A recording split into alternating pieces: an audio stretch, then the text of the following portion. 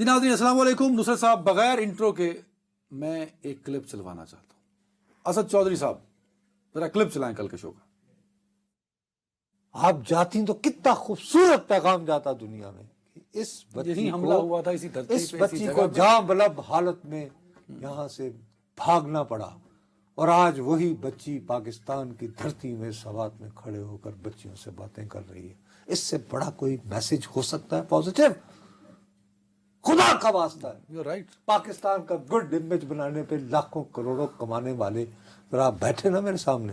آپ میرے ساتھ یہ وعدہ کرتے ہیں اگر میری خبر غلط ہوئی تو کل آپ اس کی تردید کریں گے کہ نصرت جاوید آپ جھوٹ کہہ رہے تھے. میں اس کو چیک کروں گا. اس تاریخ لیکن ملالہ کیونکہ یا چیک کریں گے نا I will counter check. And she intends to stay I wish کہ آپ کی ہیئر. خبر غلط ہو اور وہ میں بھی خود چاہتا ہوں کہ مجھے جس نے بتایا ہو وہ غلط ہو اور اللہ کرے میں غلط ہوں.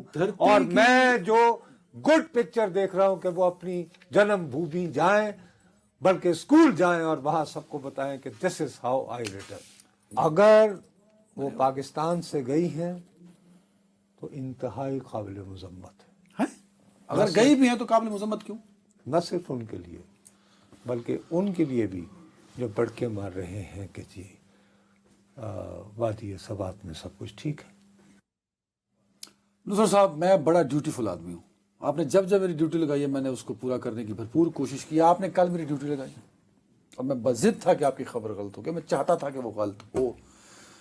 میں شرمندگی میں بھی دیانتداری سے یہ چاہتا تھا کہ مجھے جس نے یہ اطلاع دی ہے وہ غلط ہو. کہ ملالہ یوسفزئی جو ہیں وہ یہاں پہ آئیں تقریر کر کے اور واپس چلی گئی بٹ میں وہ غلط ثابت ہو. میں آپ کو شرمندگی سے اطلاع دے رہا ہوں کہ آپ درست ثابت ہوئے. آپ کی خبر درست ثابت ہوئی. ملالہ یوسفزئی صاحبہ 3 لوگ آئے تھے. ایک ان کے فادر، ان کا شاید نام ضیاء صاحب ہے، ضیاء الدین صاحب، ملالہ یوسفزئی صاحبہ خود اور ان کے ساتھ ان کی ایک اسسٹنٹ. تو 3 لوگ خاتون، جی خاتون اسسٹنٹ تھی کوئی. تو یہ 3 لوگ کل صبح وہ کیا تھا صبح 7:55 پہ ان کی فلائٹ تھی جو اسلام اتنی بھی الگ صبح نہ ہوئی. سردیوں کے دن ہے. اب تو اسکول 9 بجے شروع ہو گئے سردیوں کے دنوں میں. فلائٹ کا نمبر بھی لکھ لیں تاکہ آپ کی خبر کی مزید تصدیق کے لیے. برٹش ایئر ویز کی ہے BA2160 کی یہ فلائٹ تھی.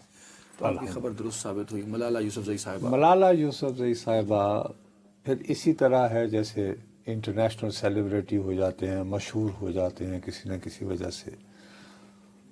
اور پاکستان جیسے غریب ملکوں میں کوئی نہ کوئی انہونیاں ہو جاتی ہیں. جیسے اینجلینا جولی ہیں، بہت مشہور اداکارہ ہیں، ایک یعنی کہ بگ پرسنالٹی ہیں. ان کا بہت شکریہ. وہ آتی ہیں سیلاب کے دن ہوں، زلزلے کے دن ہوں. حال ہی میں جب سندھ میں وہ سیلاب آئے تھے تو وہ آئی تھی بیچاری. 2011 میں سر آئے تھے دریا سندھ والا سیلاب. حال ہی میں بس یہ کہ تازہ ترین. لیکن ملالہ یوسفزئی صاحبہ جو ہیں وہ یہ بھی نہیں کرتی. وہ ڈیزاسٹر ٹورزم بھی نہیں کرنے کو تیار. There is no disaster right now in Pakistan. بھائی میرے بات سنو میری. ان کا مشن ہے نا زندگی میں تعلیم کہ مسلمان بچیاں تعلیم حاصل کریں. یہ مشن ہے نہیں؟ دوبارہ بتائیے. مشن ہے سر کہ ان کا مشن یہ ہے، اسی لیے انہیں نوبل پرائز ملا. وہ علامت بنی دنیا میں ریزسٹنس کی. 9 اکتوبر 2012 کو ان پہ حملہ ہوا تھا. تم یقین مانو میں 3 مہینے تک صرف ایک مسئلے پہ اٹکا رہا اور میری کتنے طاقتور لوگوں کے ساتھ جھگڑے ہوئے، کیونکہ میں نے سوات پہ فوجی آپریشن کو وہاں جا کے کور کیا ہے جس کی فخر کاکا خیر کئی دفعہ کہہ چکے ہیں. ٹھیک ہے ٹھیک. اب میں یہ بات مان لیتا ہوں کہ بھائی آپ، لیکن میں پہلے یہ بات کہوں گا، پہلے میں اپنا وہ والا پوائنٹ. حملہ تو ان پہ ہوا بڑا افسوسناک بھائی، بہت افسوسناک. میں یہ کہہ رہا ہوں کہ بابا بہت بہادری سے مقابلہ کیا اور اللہ تعالیٰ کا جیسے کل بھی کہا تھا اللہ کا لاکھ لاکھ شکر کہ آپ بچ گئیں. تو آپ ایک علامت بنی نا. اب تو آپ کو اپنے وطن میں آ کے کہنا چاہیے کہ مجھے مارنے والوں دہشت گرد دو. تم یہ چاہ رہی تھی میں اسکول نہ جاؤں. میں نے نہ صرف یہ کہ میں بچ گئی ہوں بلکہ میں نے اعلیٰ ترین تعلیم حاصل کی ہے.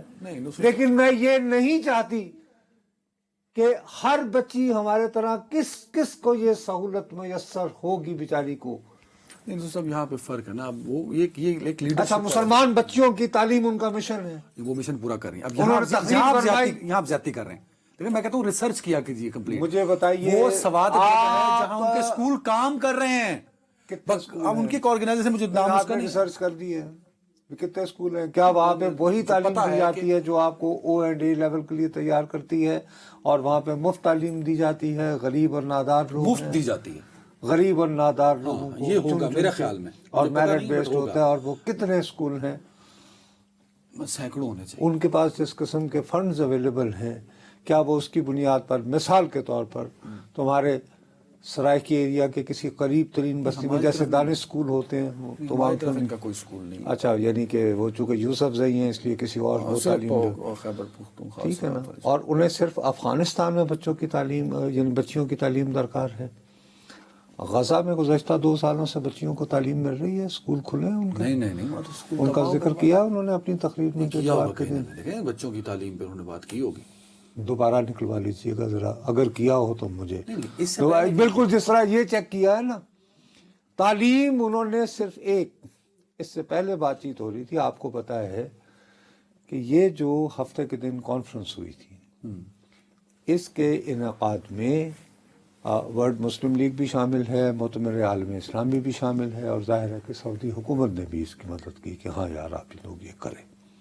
اب جب اس کے انتظامات وغیرہ ہو رہے تھے تو OIC کا جو سیکریٹریٹ ہے اس میں ایک پاکستانی جو ہیں, وہ بھی ایک ریٹائرڈ امبیسڈر ہیں, لیکن وہ ایک اچھے انتظامی عہدے پر فائز ہیں. تو اس کی بات ہو رہی تھی, تو ملالہ صاحبہ جو ہیں وہ کم بولتی ہیں, اور ان کے جو مجھے جب ان پہ حملہ ہوا تھا اور میں بہت اپسیٹ تھا, تو پتہ ہے کہ مجھے بہت سارے سوات کے لوگ, جو آپ کو پتہ ہے ہمارے یہاں کانسپریسی تھیوری بہت مشہور ہو جاتی ہے, اور خواتین کی نظر بظاہر بہت لبرل بہت پروگریسو خواتین کہتی تھیں کہ چھوڑیں یہ سب, یہ فالس فلیگ آپریشن ہے ایجنسیوں کا اور CIA وغیرہ کا, وہ دراصل کوئی اور بڑا ایکشن کرنا چاہتے ہیں, یہ فالس فلیگ آپریشن ہے. بخدا میں ان کے ساتھ لڑتا رہتا تھا. میں نے کہا یار لیکن خدا کے لیے کیا آپ اس بات کو ڈینائی کر سکتے ہیں کہ اس بیچاری وہ جان بلب یہاں سے گئی ہے. ایک اور بچی بھی ان کے ساتھ زخمی ہوئی. تو خیر اس وقت جب یہ باتیں کی جاتی تھیں تو پھر میں یہ سوچتا تھا, اس وقت وہ یہ کہتی تھی کہ یہ جو بلاگز جن کی وجہ سے طالبان یا انتہا پسند جو ہیں وہ مشتعل ہو کر انہوں نے ان پہ حملہ کیا, وہ یہ نہیں, ان کے والد ضیاء الدین صاحب لکھتے تھے. ہاں وہ تو بات میں تصدیق بھی اس بات یاد ہے نا, اس زمانے میں بہت وہ یہ بات مشہور ہوئی تھی. میں اس پہ بھی لڑتا تھا. میں نے کہا آپ کا کیا مطلب ہے کہ کیا, جیسے میں نے کہا کہ میں نے 4تھی جماعت میں پڑھتا تھا, میں نے ایک مضمون لکھا تھا جو اخبار میں چھپا تھا. یہ کیا بات ہوئی, ایک بچہ یا بچی اگر بہت دلچسپی لیتی ہے, یعنی پارا چنار میں اسکول کب سے بند ہے؟ 3 مہینے سے زیادہ کا ٹائم. اس کا ذکر نہیں کیا. غزہ کا بھی اگر نہیں کیا تو یہ قابل مذمت ہوگا. اور پارا چنار, ان کو نوبیل صرف پاکستان کے لیے نہیں ملا, نوبیل پوری جی پارا چنار. خیر وہاں جب وہ میٹنگ ہو رہی تھی جس میں ان کو کہا گیا, تو اس میں یہ بار بار اصرار کر رہی تھی کہ جی یہ جو مسلمان ملک ہیں آپ سب لوگوں کو اکٹھے ہو کر افغانستان کو مجبور کرنا چاہیے کہ وہ عورتوں کی تعلیم ہر صورت یقینی بنائیں. تو وہ جو پاکستان کے جو انتظامی عہدے پر فائز ہیں وہ اس میٹنگ میں موجود تھے. انہوں نے کہا جی ہم اپنی تئیں کوشش تو کر رہے ہیں. تو فوراً ملالہ صاحبہ کے والد جناب ضیاء الدین صاحب نے بہت طنزیہ انداز میں کہا ہاں بھائیوں کا خیال تو کرتے ہیں. یعنی پاکستان جو ہے, سیدھی سادی بات کہ پاکستان کی ISI یا پاکستان کی فوج یعنی حکومت پاکستان نہیں, وہ اپنے ہی بندے ہیں طالبان, تو ان کو کے اوپر کیا دباؤ ڈالے. اس نے کہا آپ کیا بات کر رہے ہیں, آپ پاکستانی ہیں بھائی, میں ایک ریٹائرڈ امبیسڈر ہوں, میرا کیا تعلق ہے, آپ میرے ملک کی بات کر رہے ہیں. ہم ان پہ دباؤ ڈالتے ہیں لیکن سفارتی حوالے سے دباؤ ڈالنے کے اور طریقے ہی ڈال سکتے ہیں, اور اس کے علاوہ ہم کیا حملہ. اور دوسرا انہوں نے کہا کہ دیکھیے ہمارے افغانستان کے تعلقات جو ہیں وہ مستقل مخاصمانہ ہو رہے ہیں, اس کے باوجود ہم آپ کو کہہ رہے ہیں کہ آپ اسلام آباد تشریف لائیں اور اس کانفرنس سے خطاب کریں تو آپ خدا کے لیے یہ تو نہ کریں کہ اپنے ہی ملک کے بارے میں آپ اس طرح کے رویے جو ہے وہ اختیار کیے ہوئے. یعنی غور کرو آپ کہ اس وجہ سے میں بہت دفعہ غور کرتا ہوں پوری دنیا میں اس وقت تم دیکھو یورپ ہو امریکہ ہو وہاں پہ وہ لوگ جو خود کو لیفٹ کے بائیں بازو کے اینٹی اسٹیبلشمنٹ اس طرح کی چیزیں کرتے ہیں لبرل وغیرہ کہتے ہیں وہ انتخابات میں مسلسل ہار رہے ہیں اور دائیں بازو کے لوگ جو ہیں اب انہوں نے کہا کہ یار یہ لوگ ایسے ہی ہیں بس یہ باتیں کرتے ہیں لیکن جیسے ہی داؤ لگتا ہے یوں کر کے پرسنالٹی بنے تو یہ پھر سیلیبریٹی ہو جاتے ہیں پھر ان کی یہ سلیکشن ہو جاتی ہے کہ افغانستان میں خواتین کی تعلیم نہ ہونے پہ تقریر فرمانی ہے غزہ میں بچوں کی نہیں کرنا کیونکہ اگر غزہ کے بارے میں بات کرو گے تو امریکہ سے جو ڈونر ہیں وہ ناراض ہو جائیں گے 2 نمبری ہو گئی نا منافقت ہو گئی. چیک کرنا پڑے گا یہ تو الزام ڈائریکٹ لگا رہے ہیں ہو سکتا ہے ملالہ صاحبہ نے کھل کر اس پہ بہت کی ہے خاص طور پر کہا ہے کہ غزہ میں بچیوں کی تعلیم 1 دفعہ 2 دفعہ کی اور صنفی امتیاز کی وہاں پہ. اچھا کیا اور کوئی بھی مسلمان ملک ایسا نہیں ہے جہاں پر کہ بچیوں کی تعلیم کی حوصلہ شکنی ہوتی ہے؟ محض افغانستان پاکستان کی سرزمین پہ کھڑے ہو اور کسی ملک کا نام لیا ہے تو کوئی ہوم ورک کیا ہوتا نا. اچھا اور جہاں ہے ان کی تعریف کی مثال کے طور پر ہائیسٹ نمبر جو ہے آپ انہیں پسند کریں نہ کریں ان سے آپ اختلاف کر سکتے ہیں تعلیم کے تناسب کے اعتبار سے خواتین میں تعلیم کا تناسب مسلمان ملکوں میں سب سے زیادہ کس ملک میں ہے؟ ایران میں. یس اور اس کی یہ وجہ ہے کہ چونکہ 8 سال تک ایران عراق جنگ ہو رہی تھی. آگئی سمجھ بات کو. تو میں جو عرض کرنا چاہ رہا ہوں وہ یہ چاہتا ہوں کہ دی بیوی آپ میری دانش میں آپ کے بارے میں جو 9 اکتوبر 2012 سے پورے 3 مہینے تک بے چین و بے قرار رہا اور جو میرے بس میں تھا میں آپ کی حمایت میں آپ کے لیے متحرک رہا تو میری یہ خواہش تھی کہ آپ جب پاکستان آتی ہیں تو اپنے پیغام کو لے کر آگے بڑھیں اور یہاں کی بچیوں کو بھی اپنا سمجھیں. وہ اسکول تو بنائے ہوئے ہیں انہوں نے وہ چل بھی رہے ہوں گے ایک سیلیبریٹی کی طرح جو ہے آ کر لیکچر دے کر ایک خاص اس میں رہتے ہوئے اس کے علاوہ میں اور کچھ نہیں چاہتا. لیکن میں اب آہستہ آہستہ سمجھنا شروع ہو گیا ہوں کہ سیلیبریٹی نہیں ہونا چاہیے. عیدی کو تو وہ نہیں ملا نوبل نہیں ملا لیکن وہ پہنچ جاتا ہے ہر جگہ. ہاں بالکل صحیح کہہ رہے ہیں آپ. رائٹ جی اب ہونا چاہیے تھا اور یہ بھی بڑی عجیب بات ہے کہ آپ کو اپنے ہی گھر کی کشش نہیں آئی. آف کورس اب دیکھنا یہ کہ اس کے پیچھے کیا وجوہات تھیں.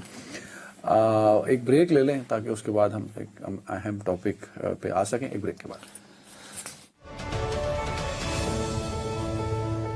Welcome back. اچھا بھائی ہمارے ایک دیکھنے والوں نے جو ہے یعنی مہربان نے انہوں نے کہا کہ نصر صاحب انہوں نے غزہ کا ذکر کیا تھا بلکہ کہا تھا کہ اسرائیل وہاں کا پورا تعلیمی نظام جو ہے تباہ کر رہا ہے. میں نے آپ سے کہا نا کہ 1-2 دفعہ ہوا آپ نے کہا لیکن بہرحال یہ کہ جو غلطی ہے وہ غلطی ہے. اور اس کے علاوہ وہ کہہ رہے تھے کہ افغانستان کے علاوہ انہوں نے یمن اور سوڈان میں کا بھی ذکر کیا تھا کہ وہاں پر گرلز ایجوکیشن کی بات اور باقی وہ بات آپ علی کر رہے تھے کہ جی ملالہ فاؤنڈیشن بنائی ہوئی ہے اور اس کے ذریعے بڑے انداز میں مجھے نہیں پتا لیکن کام وہ بڑے لیکن یہ کہ فرینکلی اسپیکنگ میں نے اس کا کوئی اتنا مجھے بنیادی اعتراض یہ تھا کہ وہ کم از کم یہ تو کر سکتی تھیں کہ اگر فرض کریں سیکورٹی وجوہات کی بنا پر اگر وہ سوات نہیں جا سکتی تھیں اور انہیں اپنا جنم بھومی دیکھنے کا شوق نہیں آیا تو کم از کم اسلام آباد میں کنونشن سینٹر ہی میں یہاں کی بچیوں کو راول پنڈی اور اسلام آباد کی اکٹھا کر کے تو ان کے ساتھ ایک ٹاؤن ہال مارک کا ایکشن ہو سکتا تھا جو کہ تمام ٹیلی ویژنز پہ لائیو جاتا یا بعد میں ریکارڈنگ وغیرہ دکھائی جاتی تو ایک انسپریشنل پیغام ملتا. وہاں نہیں جا سکتے لیکن آپ کا ایک idea South Punjab interior Sindh Balochistan کا کچھ ایریا وہاں جا تو لیکن وہ یہ کہ بہرحال یہ کہ اب آفر بڑھی. سر اب میں ذرا آ جاؤں آج آئینی بینچ پر آپ نے آنا ہے تو اس سے پہلے صرف مجھے ایک بات اور کر لینے تھے. مجھے پتا ہے ہمارے بھائی آپ نے وسیم ملک صاحب کے ساتھ بلا لے ہیں لیکن وسیم میں کافی حوصلہ ہے, اس کو پتہ ہے کہ ہمیں بہت ساری چیزیں کرنی ہوتی ہیں.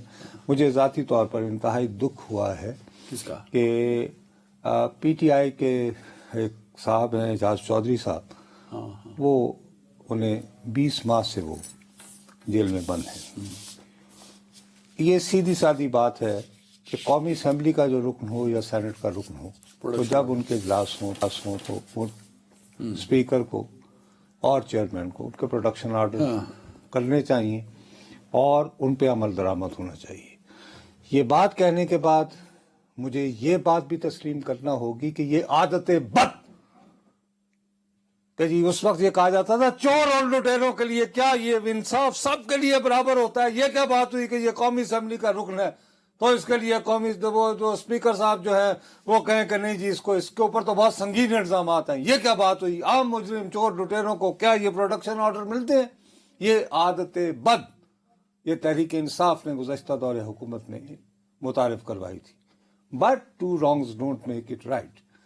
اگر تو یہ سینٹ کے رولز میں, قومی اسمبلی کے رولز میں لکھا ہوا ہے ابھی تک, تو یہ فرض بنتا ہے. خیر, یوسف رضا گیلانی صاحب نے ان کے پروڈکشن آرڈر جاری کیے. انہوں نے یہ خط لکھا ہے اپنے ہاتھ سے. انہوں نے کہا کہ مجھے لینے کے لیے عملہ جیل کے دروازے تک آیا, مگر صوبائی حکومت یعنی پنجاب حکومت کی مداخلت پر انہیں واپس کر دیا گیا. اس کے باوجود انہوں نے کہا جناب یوسف رضا گیلانی کا شکریہ. اب مجھے یوسف رضا گیلانی کے بطور چیئرمین ہوتے ہوئے دکھ ہو رہا ہے کہ ان کے حکم پر عمل نہیں ہوا, کہ یہ وہی صاحب تھے, یہ قومی اسمبلی کے برادر اسپیکر ہیں. یس, جیل سپرنٹینڈنٹ جو ہے وہ بھی پنجاب گورنمنٹ کا جیل سپرنٹینڈنٹ, ان کا اتحادی جن کے ووٹوں سے یہ چیئرمین سینٹ بنے ہیں. ارے برادر, اب یوسف رضا گیلانی یہ وہ شخص ہیں, چلیں اب تو حکومت کہہ لیں پاکستان مسلم لیگ کی ہے ہاں, لیکن جب پیپلز پارٹی کی اپنی حکومت تھی دوسری, تو اس وقت مرحوم ڈاکٹر شیر افغان کے کہنے پر شیخ رشید, یہ راول پنڈی والا, یہ جیل میں تھے, اس کے پروڈکشن آرڈر جاری ہوتے تھے, وہ عمل نہیں کرتے تھے. آپ کو یہ بات پتا ہے کہ بطور احتجاج ایز اسپیکر نیشنل اسمبلی یوسف رضا گیلانی نے اجلاس کی صدارت چھوڑ دی تھی اور کنوے کر دیا تھا کوائٹلی وزیر اعظم محترمہ بے نظیر بھٹو کو کہ جی اگر میرے آرڈرز پر عمل نہیں ہونے تو پھر میں کیوں, اور بالآخر انہیں لانا پڑا. تو اس دفعہ ایسا کر سکتے ہیں. مطلب ان کی تاریخ تو رہی ہے, اب آگے اللہ ہی جانے. وہ بھی کہیں کہ جیسے 2 سال سے جیل میں ہیں اور 2 سال سے سینیٹر ہیں اور شاید ایک بھی دفعہ نہیں آ سکے ہاؤس میں.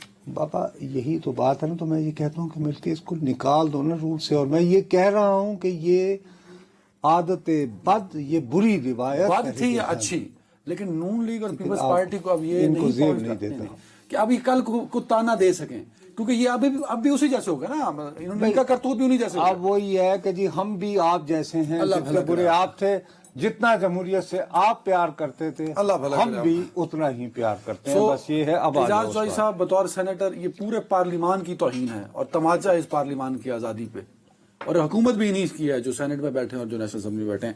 وسیم ملک صاحب, وسیم بھائی بہت شکریہ. اب میں سوال پوچھوں گا تو اسے ڈانٹ دیں گے, کیونکہ میں تو جو کچھ 5ویں 6ٹھی پروسیڈنگز ہیں, میں تو یہ پروسیڈنگ سن کے میرا دل خون کے آنسو ہو رہا ہے, اور مجھے لگتا ہے کہ میں شرمندگی سے کہیں منہ کر جاؤں کسی علاقہ غیر میں. سر کوئی سوال پوچھنا ہے آپ نے؟ بھائی میرے لیے یہ ہے وسیم, ایک تو بہت بہت شکریہ, سوری آپ کو انتظار بھی کروایا. ہم آپ کو بار بار آج کل یہ جو ٹرائل کے بارے میں کہ جی سویلین کا ٹرائل, ظاہر ہے یہ زیادہ تر لوگ وہ ہیں, بلکہ سارے کے سارے وہ لوگ ہیں جو کہ 9 مئی کے سلسلے میں گرفتار ہوئے تھے, 9 مئی کے واقعات کی وجہ سے. اس کے بعد ان میں سے کچھ لوگوں کو سزائیں سنا دی گئی ہیں, کچھ کو نہیں سنائی گئی, کچھ کو رحم کھا کے چھوڑ دیا گیا ہے. اب یہ ہے کہ سوال یہ اٹھ رہا ہے, سپریم کورٹ نے پہلے فیصلہ کیا تھا کہ کسی بھی سویلین کا ملٹری کورٹ میں ٹرائل نہیں ہو سکتا, اور انہوں نے پاکستان ملٹری ایکٹ کی وہ دفعات جو ہیں وہ حذف کر دی تھیں جن کے تحت سویلین کو وہاں ٹرائی کیا جا سکتا تھا. اب اس کے خلاف جو ہے وہ ریٹ جو ہے وہ ہے, یہ تو ہم بتا چکے ہیں. نہیں, لیکن یہ کہ اب جو بات آ رہی ہے بار بار, اب آئینی بینچ سے جو سوالات اٹھ رہے ہیں وہ تو مشکل سے مشکل تر ہو رہے ہیں, اور نظر بظاہر خواجہ خالد صاحب جو وزارت دفاع کے وکیل ہیں ان کا جواب دینے میں کافی دقت محسوس کر رہے ہیں. تو آج آپ ان بنیادی سوالات کا ذرا تھوڑا سر سا نقطہ یہ ہے وسیم صاحب، آپ کورٹ رپورٹنگ کور کر رہے ہیں کو 3-4-5 سال سے میرے بھائی، خواجہ حارث صاحب بنا تیاری کے اپنے کلائنٹ کو امبیرس کیوں کر رہے ہیں؟ اگر بینچ کے سوال سخت ہوتے ہیں اور تیسری چوتھی پانچویں چھٹی پروسیڈنگز ہو، اس کا مطلب ہے وکیل کی تیاری نہیں ہے، یا وہ جان بوجھ کے یہ کر رہا ہے یا وہ اس سبجیکٹ پہ ہی نکما ہے. پلیز بھائی ہمیں خواجہ حارث کی خواجہ حارث صاحب کو لائیں میرے سامنے بٹھائیں. یار خواجہ حارث کی قابلیت ہمارا موضوع نہیں ہے سر اس میں یہ جاننا چاہتا ہوں کہ جی آئینی بینچ کے معزز اراکین کون سے مشکل سوالات کر رہے ہیں اپنے عام، وہ بجا کر رہے ہیں جب آگے سے جواب نہیں آ رہا نصرت صاحب. یار ہمیں یہاں پہ بحث کرنی ہے خواجہ حارث کی وکالت کیا ہمارا موضوع ہے اس وقت نہیں ہے، نہیں پہلے مجھے کلیئر کرو اس کیس پہ تم بات کر. میں نے رپورٹنگ یہ کرنی ہے کہ آئینی بینچ کیا پوچھ رہا ہے، پلیز مجھے جاننے دو. بتا دیں جی please. G G G G sorry یار وسیم بتائیے. اگر آج کی سماعت کا بالخصوص نصرت جاوید صاحب اس کا حوالہ دیا جائے تو وہ بنیادی سوالات کہ جو کہ گزشتہ ان 20 مہینوں میں گاہے بگاہے مختلف سیاسی فورمز پر بھی پوچھے گئے ہیں، اور وہ بڑے بنیادی سوالات ہیں 9 مئی اور 10 مئی کے سانحات سے متعلق، تو اس پر آج کے روز کمرہ عدالت میں ڈیبیٹ ہوئی ہے. وہ 2 سوالات یہ تھے کہ 9 اور 10 مئی تو ہو چکا، اب ان میں جو لوگ ملوث تھے ان کا آپ نے ٹرائل بھی کر لیا، سزائیں بھی سنا دی، آلدو کے فیصلے ابھی سپریم کورٹ کے اس فیصلے کے ساتھ مشروط ہیں، مگر کوئی ماسٹر مائنڈ بھی ہوگا اس ساری صورتحال کا. تو کیا ماسٹر مائنڈ اس کا فوجی ٹرائل ہو سکتا ہے، اور اگر ہو سکتا ہے تو اس کی شرائط کیا ہیں؟ پہلا تو یہ نقطہ جو ہے وہ زیر بحث آیا. دوسرا یہ کہ آج کے روز وہ اہم ترین سوال بھی پوچھا گیا جسٹس حسن اظہر رضوی کی جانب سے کہ جو مظاہرین تھے وہ جو لاہور کا جناح ہاؤس تھا وہاں تک پہنچے کیسے، یہ جو سیکیورٹی لیپس تھا یا سازش تھی یا یہ سارا کیا معاملہ تھا. تو جب کیس کی جو شروعات آج کے دن ہوئی، آلدو کے آج کے دن تک خواجہ حارث صاحب کو بینچ کی جانب سے یہ ہدایات تھی کہ آپ نے اپنے دلائل مکمل کر لینے ہیں، لیکن خواجہ حارث صاحب کل بھی دلائل اپنے دیں گے. انہوں نے مزید وقت مانگا ہے کہ انہیں مزید بھی ابھی کچھ دن لگ سکتے ہیں، اور ہم یہ بھی دیکھ رہے ہیں کہ وہ جتنا اس سارے معاملے میں التوا کر رہے ہیں یا اپنے دلائل کو لمبا کر رہے ہیں، تو پھر ایسے سوالات بھی پوچھے جا رہے ہیں جن کا بظاہر ان کے پاس جواب نہیں، کیونکہ کمرہ عدالت میں ابھی تک کوئی جواب نہیں دیا گیا تھا. خواجہ حارث صاحب نے ایک مرتبہ پھر ایف بی علی کیس اور لیاقت حسین کیس، یہ بنیادی طور پر جو مجھے سمجھ آئی، جو ہم نے سمجھا، 2 کیسز ہیں سپریم کورٹ آف پاکستان کے جن میں سویلینز کو فوجی عدالتوں میں ٹرائل کی اجازت دی گئی، آلدو کہ ان کے سرکمسٹانسز الگ تھے، لیکن خواجہ حارث صاحب اپنے دفاع میں ان 2 فیصلوں کی جو نظیریں ہیں وہ پیش کر رہے ہیں. جس پر جب ایف بی علی کیس کا حوالہ دیا گیا، چونکہ وہ خود پاک فوج سے تعلق رکھتے تھے، پھر ریٹائر ہوئے، اور ان کے خلاف بھی یہ تھا کہ ان کا نیکسس تھا، وہ کوئی سازش کر رہے تھے، یہ چیز ثابت ہوئی تھی، جو ادارے کے اندر لوگ بھی ان کے ساتھ ملے ہوئے تھے. جس پر عدالت نے یہ کہا کہ دیکھیے ایف بی علی کیس جو ہے، ایک تو اس وقت ملک میں جو 73 کا آئین ہے وہ نہیں آیا تھا، جو سیول میں آپ کو بتاؤں، میں اور میرا خیال ہے، مجھے گمان ہے کہ ہمارے دیکھنے والے اس سوال کا جواب جاننے میں زیادہ انٹرسٹڈ ہوں گے، کیونکہ ایف بی علی کا یعنی پہلے بھی ذکر کر چکے ہیں کہ جب عدالت نے معزز جج نے صاحب نے یہ پوچھا کہ کیا اس سارے واقعے کا کوئی ماسٹر مائنڈ ہے، اور ہے تو اس کا کیا ہوگا، تو اس کا خواجہ صاحب نے کیا جواب دیا؟ خاموشی اختیار کی یا یہ کہا کہ ہاں ہے ماسٹر مائنڈ؟ دیکھیے انہوں نے یہ تو کہہ دیا کہ ماسٹر مائنڈ کا ٹرائل بھی فوجی عدالتوں میں ہوگا، تو اس کے بعد پھر آگے اس کی شرائط جو ہیں وہ بینچ نے بھی بتائیں. مگر یہ سوال جڑا ہے جسٹس حسن اظہر رضوی کے اس سوال سے کہ جب خواجہ حارث اپنے ان دلائل میں وہ عدالتی نظائر پیش کر رہے تھے تو انہوں نے کہا کہ خواجہ صاحب آپ وزارت دفاع کے وکیل ہیں، میں ایک اہم سوال پوچھ رہا ہوں آپ سے کہ مجھے یہ بتائیے کہ جو شہری وہاں پر پہنچے تھے ان کے پاس کوئی اسلحہ نہیں تھا، وہ نہتے تھے، تو اس کے باوجود بھی وہ پھر جناح ہاؤس کے باہر تک کیسے پہنچ گئے؟ کیا یہ جو سیکیورٹی ہے اس کا لیپس نہیں تھا؟ کیا اس میں کمی نہیں تھی؟ تو جب یہ سوال پوچھا گیا تو اس کے بعد پھر جسٹس جمال مندوخیل انہوں نے یہ سوال کیا کہ اگر کوئی سیکیورٹی لیپس تھا تو پھر کیا آپ نے اسی معاملے پر جن لوگوں نے نیگلیجنس کی تھی ان میں سے بھی کسی کا فوجی ٹرائل کیا؟ تو خواجہ حارث صاحب نے اس پر جواب دیا کہ نہیں، ان میں سے کسی کا فوجی ٹرائل نہیں کیا گیا. تو کیا وسیم بھائی کیا خواجہ حارث صاحب نے بینچ کو درست جواب دیا؟ دیکھیے اس معاملے پر آپ کو نہیں پتا کہ کاروائی ہوئی، دیکھیے دو چیزیں آپ کو نہیں پتا کہ ان کا ٹرائل ہوا، उन पर चार्जशीट पेश हुई, उन पर फर्द जुर्म आयद की गई, उनको सजाएं हुई। देखिए जब एक रिपोर्टर को पता है तो उस शख्स को जो उस केस को डिफेंड कर रहा है वहां खड़े होते हुए, आप दोनों मेरा मजाक उड़ाएंगे, बट मैं इस मुल्क में बार बार आईनी तरमीम की जानिब बढ़ता देखता हूं और मुझे दुख होता है इस बात का कि एक मामला जो कोर्ट बेंच के सामने क्लियर हो सकता है वो बिना तैयारी के खड़े हो जाते हैं। एक सवाल और पूछा प्लीज, ये सवाल भी पूछा गया था कि सजाएं हुई या नहीं हुई मिलिट्री पर्सन्स को। देखिए ये सवाल पूछा गया था और आप क्या जवाब दिया उन्होंने? आप जिस तरफ इशारा कर रहे हैं, ख्वाजा हारिस साहब ने तो कहा कि जिन लोगों ने इस मामले पर कोई नेग्लिजेंस का मुजाहिरा किया था उनका कोई फौजी ट्रायल नहीं हुआ। लेकिन आप जिस तरफ इशारा कर रहे हैं उस प्रेस कॉन्फ्रेंस में भी जो बज़ाहिर ज्यादा इतलात तो बाहर नहीं आती ऐसे हसास मामलात की, लेकिन उस प्रेस कॉन्फ्रेंस में यह कहा गया था कि कुछ लोगों की नेग्लिजेंस साबित हुई है जिसकी बुनियाद पर उन्हें गालबन ओहदों से हटाया गया है या कुछ और किया गया है। पर्टिकुलरली फौजी ट्रायल का उन लोगों का उस प्रेस कॉन्फ्रेंस में भी नहीं आगाह किया गया था। तो जब ये सारे मामलात हुए तो उसके बाद फिर हमने देखा कि जस्टिस हसन नजर रिजवी ने फिर यह सवाल किया कि जिस एफबी अली केस का हवाला दे रहे थे तो उसमें तो साजिश थी, उसमें तो नेक्सस था। तो जो जस्टिस जमाल मंदोखेल हैं फिर उन्होंने बगैर किसी का नाम लिए, क्योंकि हम ये भी देख रहे हैं कि हालिया दिनों में एक सियासतदान और एक आर्मी के साबिक अफसर उनके किसी नेक्सस की बात करके और कहा जा रहा है कि मुमकिन तौर पर फौजी ट्रायल हो सकता है।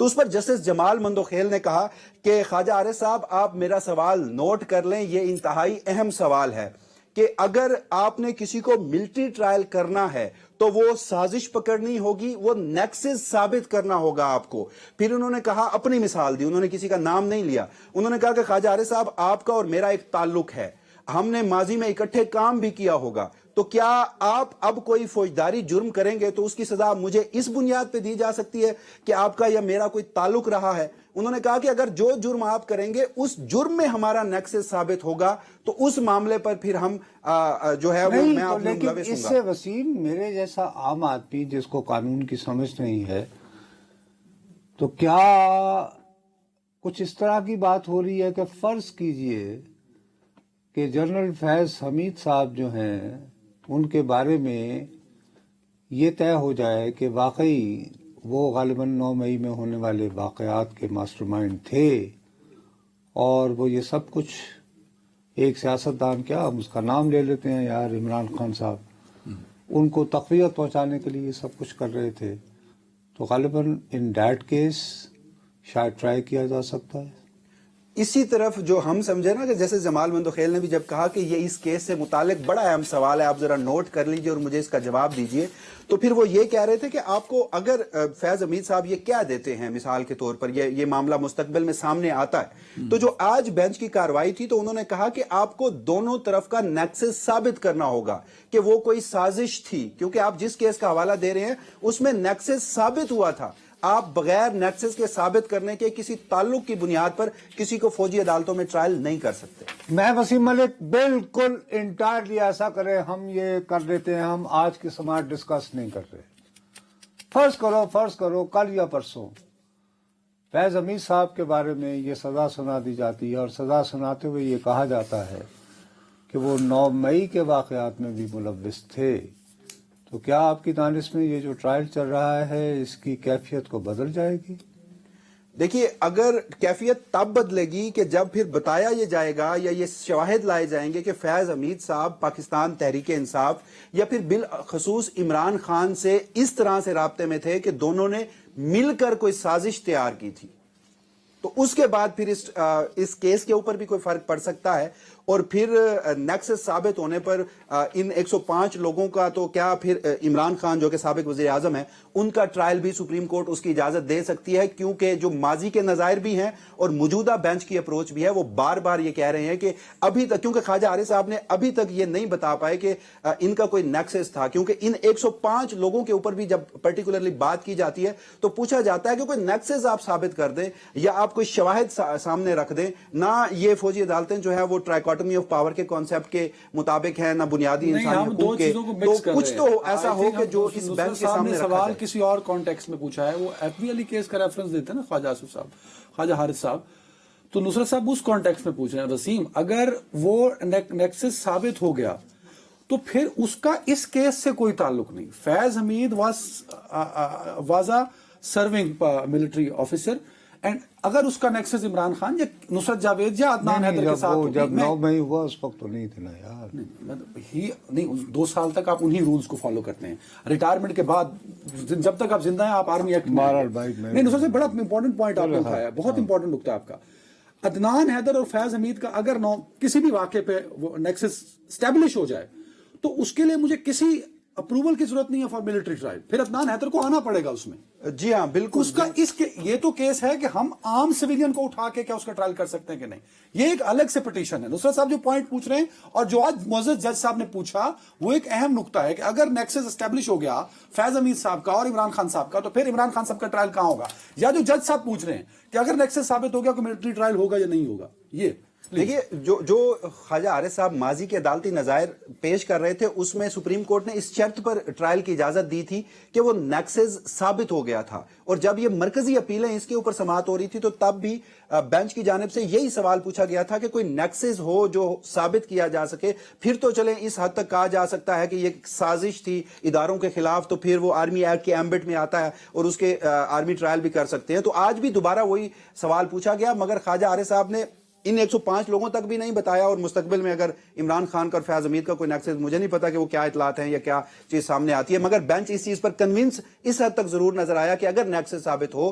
تو پھر آپ ٹرائل کر سکتے ہیں. وہ بھی اب مستقبل میں یہ بینچ بھی اس سے متعلق کیا چیزیں ڈٹرمائن کرتا ہے, کیونکہ ہم اب تک جس بات پر جس ایشو پر بحث کر رہے ہیں یہ بینچ کی جانب سے آبزرویشنز ہیں, یہ ججز کی جانب سے سوالات ہیں, کوئی کنکریٹ ان کا ججمنٹ نہیں ہے. سوال تب پیدا ہوتا ہے جب جواب نہیں دیا جا سکتا, جب جواب ہی یار 6ٹھی 7ویں پروسیڈنگ ہوگی, 6ٹھی تو ہوگی کہ مجھے نہیں پتا, یہ 8ویں تھی, 8ویں پروسیڈنگ ہے میرے بھائی.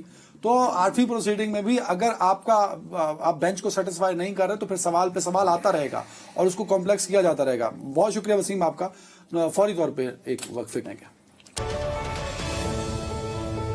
جناب ویلکم بیک. صاحب اچھا بھیا, سب سے پہلے میں تمہیں ایک بری خبر سنا دوں. تم مجھے یہ دھوکہ دیتے رہے, میرا دل بہلاتے رہے. تم نے مجھے یہ کہا کہ ہمارے وزیر خارجہ جو ماشاءاللہ ڈپٹی یعنی کہ جی پرائم منسٹر بھی ہوتے ہیں, وہ ٹرمپ کی انوگریشن میں وہ لگے ہو سکتا چلے جائیں. خیر فی الحال کنفرمیشن یہ ہو گئی ہے کہ سارے شریک جڑے نے وہ ڈاکٹر جے شنکر جو ان کے وزیر خارجہ ہیں وہ اس میں شریک ہونے جا رہے ہیں, اور یہ باقاعدہ وہاں سے آفیشیلی انہوں نے اناؤنس کر دیا ہے. تو انہوں نے بلا لیا. پاکستان کی نمائندگی شاید وہ سلمان احمد ہی کرے گا, لیکن خیر ہمارے امبیسڈر ضرور انوائٹڈ ہیں. جیسے اور باقی وغیرہ وغیرہ ہوتے ہیں. بہرحال مجھے یہ پتا ہے کہ فخر کاکا خیل ہمارے ساتھ ہیں اور اچھی خبر لے کے آئے ہیں. بہت بہت شکر گزار ہیں بھائی. جب پوری دنیا پارا چنار کو بھولے ہوئی تھی تو ہم آپ کو زحمت دیتے رہے, آپ کو بلا کر ہم تازہ ترین جانتے رہے. سنا ہے کہ آج پھر 25 ٹرک جو ہیں وہ پہنچ گئے ہیں اشیاء خورد و نوش لے کر. بظاہر تو اچھی خبر ہے, لیکن مجھے وہاں سے یہ بھی معلوم ہوا ہے کہ 15 ٹرک جو ہیں وہ ایک مقام پر روک دیے گئے. تو کیا آپ کے خیال میں یہ 25 ٹرک کافی ہیں اتنے عرصے کے بعد جو گئی ہے وہاں پہ جو سپلائی؟ جی سب سے پہلے یہ کنفرم کر دینا کہ کیا باقی 15 رکے تھے یا نہیں. سوری یعنی میرے پاس غلط اطلاع ہے. نہیں, ٹرک بالکل روکے گئے تھے, لیکن بعد ازاں جو انتظامیہ ہے انہوں نے ہمیں بتایا کہ ان کی مداخلت کے بعد ان ٹرکوں کو جانے دیا گیا ہے اور وہ بحفاظت پاڑا چنار پہنچ چکے ہیں. اب تک لگ بھگ 40 سے زیادہ ٹرک جو مختلف اشیاء خوردونوش اور ادویات پر مبنی ٹرک لے کر روانہ ہوئے تھے وہ پاڑا چنار پہنچے ہیں, اور اسے لگتا ہے کہ وہ کچھ دن کے لیے سکون کی سانس لیں گے. زیادہ تر جیسا کہ میں نے عرض بھی کیا تھا کہ ادویات کی کمی اور ساتھ ہی اشیاء خوردونوش کی کمی, جس کی وجہ سے پرائیویٹ جو ہاسپٹل تھے ان کو بھی بند کرنا پڑا تھا اور زیادہ تر مارکیٹیں بند ہو چکی تھی. لیکن اب جتنی تعداد میں پہنچا گیا ہے اس سے لگتا ہے کہ کچھ دن ان کو افاقہ ہوگا. اور ساتھ میں ایک اہم ڈیولپمنٹ یہ بھی ہے کہ جو نئے ڈپٹی کمشنر کورم تعینات ہوئے ہیں انہوں نے 2 رویا کام شروع کیا. یعنی ایک طرف جو 273 کے قریب ہمیں بتائے جاتے ہیں بنکر ہیں تو ان کی مسماری پر بھی ان کی مسماری پہ کام شروع ہوا ہے. فخر بھائی کا کنیکشن بھی ادھر ہمیں وہ کر, لیکن یہ اچھی خبر یہ ہمارے ساتھ نہیں. یہ بات یہ ہے کہ جب آخری بات ہوئی تھی تو بہت اچھا ہوا کہ ہمیں فخر کی بدولت یہ علم ہو گیا تمام ٹرک وہاں کہ سے 42 تو پہلے 15 ظاہر گڈ موبلٹی. اور یہ دوسرا قافلہ ہو سکتا ہے اگر اس طرح سیکیورٹی رہی تو اگلا قافلہ بھی کنٹینیو رہے گا. اچھا جو اہم بات ہے نصرت صاحب, آپ نے شاید فخر بھائی کی بات جب ڈراپ ہوئی, فخر بھائی آ گئے, پلیز کنٹینیو فخر بھائی. آپ تو جی فخر بھائی. 273 کے قریب جو بنکر ہیں ان کی مسماری کا کام یہ ایک ٹرسٹ بلڈنگ میئر کے طور پر کیا جا رہا ہے, جس سے کافی اطمینان پایا جاتا ہے. اور ساتھ میں جو ٹرکوں کا نیا قافلہ جو پہنچا ہے تو اسے لگتا ہے کہ کچھ دنوں کے لیے صحیح, کیونکہ آج وزیر اعظم نے بھی کابینہ اجلاس میں کرم کا ذکر کیا. گزشتہ روز آرمی چیف صاحب بھی پشاور آئے تھے, انہوں نے بھی ملاقاتیں کی ہیں. تو لگتا ہے ایسے کہ پش اپ اس ایشو کو مل گیا. اچھا, اور جو ہمارے عام دیکھنے والوں کے لیے ہم نے تو مین سٹریم میڈیا پہ پاکستان کے عوام کو بے خبر رکھا ہوا ہے. یہ جب آپ یہ لفظ استعمال کرتے ہو بنکر, تو اس کا مطلب کیا ہوتا ہے؟ اس کا مطلب یہ پہاڑی چوٹیوں پر ایسے مورچے تعمیر کیے گئے تھے جس کی لاگت 6 لاکھ سے 8 لاکھ روپے سے باری, جہاں پر باری ہتھیار نصب کیے جاتے ہیں. تو اگر یہ بقول آپ کے 273 ہے تو اس کو 273 ایسے بنکر ہے. اور اس میں نصرت صاحب کچھ بنکر ایسے ہیں جن کو ایک لحاظ سے تقدس کا درجہ ایک دوسرے کے مخالف, جس بنکر سے زیادہ نقصان پہنچا ہو دشمن کو, تو اس کو ایک تقدس کی نظریہ, جس میں ان کا کوئی پیارا عزیز مر چکا ہو تو ایک تقدس تک اس کو اہمیت دی جاتی ہے. تو یہ انتظامیہ کی جانب سے ایک بڑی پیش رفت ہے کہ انہوں نے ان بنکر کی مسماری کا آغاز کر دیا ہے, کہ جو ایک عرصے سے دونوں فریقین کا یہ بنائے کس نے تھے؟ یہ تو 16 کروڑ 3 لاکھ 80 ہزار روپے بنتے ہیں 6 کے حساب سے بھی, تو اتنے پیسے کس نے کیوں لگائے؟ زیادہ بنتے ہیں 6 لاکھ, اور 273 بنکر کم از کم 6 لاکھ روپے کی لاگت آتی ہے. اور یہ دونوں اطراف سے ان کے ایک دوسرے کی آبادیوں کے اسٹریٹجک جو پوزیشنز تھی, تاکہ وہاں سے مقامی آبادیوں کو نشانہ بنایا جا سکے. جیسے کہ ہم نے عرض بھی کیا تھا کہ RPG بھی ہیں, ساتھ میں یہ پائپ میسائل بھی استعمال کرتے ہیں لوکلی میڈ, اور ساتھ ہی ہم نے اسی شو پر ذکر کیا تھا کہ اینٹی ایئرکرافٹ گن تک اس پر ماؤنٹ کیے جاتے ہیں. تو یہ ایک ٹھیک ٹھاک میدان جنگ کا منظرنامہ پیش کرتا ہے, جیسے کہ خدا نخواستہ 2 ممالک کی فوجیں ایک دوسرے کے, جس طرح آپ کشمیر میں دیکھتے ہیں یا افغانستان کے ساتھ بارڈر پر پراپر چیک پوسٹ جو مورچے ہیں وہ دیکھتے ہیں, اسی طرح کے ہی یہ مورچے ہیں دونوں طرف. آپ کو یہ سمجھتے ہیں کہ آج یہ جیسے 40 ٹرک یعنی پہنچ گئے, تو آپ یہ سمجھتے ہیں کہ اب مقامی انتظامیہ اور پولیس اپنے تئیں اس قابل ہو گئے ہیں کہ اس سپلائی لائن کو جاری رکھ سکیں بغیر دوسری افواج کی مدد کے؟ دیکھیں, یہ کہنا قبل از وقت ہوگا. فی الوقت جو مجھے نظر آ رہا ہے وہ ایک وار فٹیگ ہے دونوں فریقین کی, کیونکہ 3 مہینے سے یہ تاک میں بیٹھے ہوئے تھے. تو ظاہری بات ہے یہ ایک تھوڑا سا ایک ونڈو ان کو ملا ہے. میرے خیال میں جتنی جلدی وہ اس کا فائدہ اٹھاتے ہیں اتنا ہی بہتر ہوگا.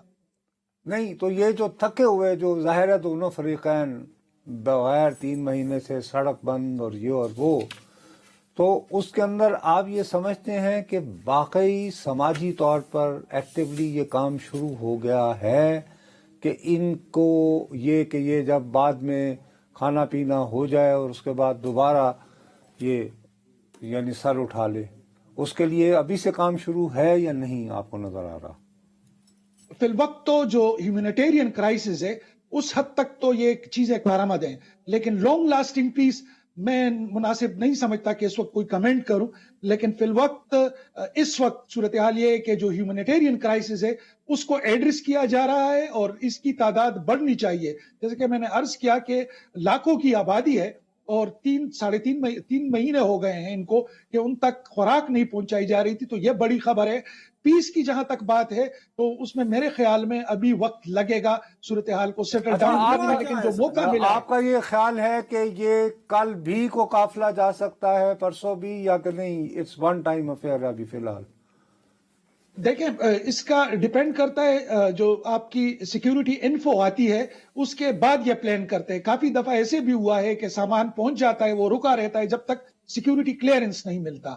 تو ڈیپینڈ کرے گا سیکیورٹی کلیئرنس کے اوپر, کیونکہ بدقسمتی سے ایسے واقعات ہو چکے ہیں ابھی کچھ ہی عرصے میں. कि जब खानवाइस के ऊपर अटैक हुए, हुकूमती इंतजामी एहलकारों के ऊपर अटैक हुए, तो वो पहले पीस इंश्योर करेंगे, उसके बाद इन ट्रकों को जाने देंगे। अच्छा, एक और भी फखर भाई बताइए, ऐसा क्या हुआ है कि यकदम 2 दिनों में अच्छी डेवलपमेंट्स हुई हैं? आई विश कि ऐसी ही डेवलपमेंट्स रहें। दूसरा, क्या मेरे ख्याल में जिस तरीके से वफाकी काबीना में बात हुई, या गुज़िश्ता रोज जब आर्मी चीफ खुद फील्ड में आए, खुद उन इलाकों का उन्होंने दौरा किया, फिजाई दौरा भी कर, यहाँ पर मुलाकातें की, तो उस दौरान भी जो गवर्नमेंट थी सिविल, उनको ये कहा गया कि भाई आप इन मसाइल के ऊपर तवज्जो दें और ये बाहमी जो इख्तिलाफात हैं उसको अवॉइड करें। जो मुलाकात हुई है, उन्होंने इस बात का इयादा किया कि कोई बड़ा जो ऑपरेशन, जिस तरह की बातें हो रही हैं, लेकिन जो टारगेटेड ऑपरेशन है वो चलते रहेंगे, लेकिन जो ओनरशिप है वो हमें ऐसे लग रहा है कि जैसे ये सिर्फ जो हमारे सिक्योरिटी इदारे हैं, पुलिस, एफसी, फौज, सिर्फ उनकी जंग है। हालांकि ये तो जमीन की बका की जंग है। अफगानिस्तान में जो सिचुएशन बनी, उसका जो स्पिल ओवर आ रहा है, तो जो पॉलिटिकल ओनरशिप है वो हमें नजर नहीं आ रही। तो आप इन इश्यूज के ऊपर इसको खुद टैकल करें, और सिक्योरिटी फोर्सेस का काम है कि आपको एक पीसफुल एनवायरनमेंट देना। अच्छा, लेकिन गवर्नेंस का निजाम तो आपका है, तो उसके साथ खड़े होना है आप। यहाँ एक चीज मैं चाहूंगा, कल से टीवी स्क्रीन और आज अखबारात में भी हादसाती तौर पर मैंने पढ़ ली, तो उसमें भी इस पहलू से बात नहीं थी जो आप कर रहे हैं। पॉलिटिकल स्टेक होल्डर्स, कल आर्मी चीफ के साथ वहां का नुसरत साहब और मैं देख रहे थे, पॉलिटिकल पार्टीज के तमाम लोग वहां पे बैठे थे। तो ये पॉलिटिकल स्टेक होल्डर्स को किस तरह इन्वॉल्व किया गया है? देखें, जैसे कि हमने इसी शो के ऊपर कहा था कि भाई ऐसे लग रहा है कि हुकूमत नाम की कोई चीज नहीं है। पहले हम, जब पीपल्स पार्टी का दौर था, आपको भी याद होगा, नुसरत साहब को तो बखूबी याद है कि जब भी किसी पुलिस एहलकार की शहादत होती थी तो सबसे पहले मियां इफ्तिखार हुसैन, बशीर बेलोर, पीपल्स पार्टी के लोग, रहमान मलिक, सारे पहुंचे होते थे। अब बड़े बड़ी कैजुअलिटीज हो रही हैं साउथ के अंदर, बड़े बड़े जो पोजीशंस हैं वो गिरते जा रहे हैं, लेकिन हमें कहीं पर भी जो पॉलिटिकल गवर्नमेंट है, जो पीटीआई की गवर्नमेंट है, वो उस चीज को ऑन करती नजर नहीं आ रही। यहां तक कि सदर्न डिस्ट्रिक्ट में पुलिस वालों ने बाकायदा एहतजाजी मुजाहरे किए कि उनको ऑन नहीं किया जा रहा। ये क्या हो रहा है? लेकिन फखर, शायद उसकी जगह ये भी तो खौफ हो ना, आपने बहुत सही कहा, ANP के बशीर बिलोर साहब, अल्लाह उनको अभी गरीक रहमत करे, मुझे याद है कि वो हर जगह खुद जाते थे। तो कहीं ये खौफ तो नहीं है इन PTI के मुंतखब रहनुमाओं को या हुकूमत के नुमाइंदा करने वालों को कि यार हमारा अंजाम बशीर बिलोर जैसा ना हो? जी बिल्कुल, लेकिन यहाँ पर जो लोग, जो अपोजिशन जमातें हैं PTI की, वो ये समझते हैं कि ये TTP के ही पार्टनर्स हैं, क्योंकि माजी में इनके ऊपर बत्ता देने के इल्जामात लगे थे, पनाह देने के इल्जामात लगे थे, तो ये कंफ्यूजन है। तो इस हवाले से आर्मी चीफ ने सबको कहा कि भाई इस हवाले से एक पेज पर हो जाओ। ये जो इंतशार की तरफ आप लोग जाते हो पॉलिटिकल अपोनेंट्स के लिए, सिचुएशन खैबर पुख्तनख्वा की, क्योंकि जो हमारे पास भी आदाद-ओ-शुमार है और जाहिर बात है सिक्योरिटी इदारों के पास भी होंगे कि 2009 की जो सूरत हाल थी, ऑलमोस्ट उस जगह तक जो बार है कॉन्फ्लिक्ट का। सर वेरी राइट फखर भाई, मेरे पास वक्त नहीं है। नाज़रीन अपना बहुत शुक्र भाई, बहुत शुक्रिया, थैंक यू वेरी मच।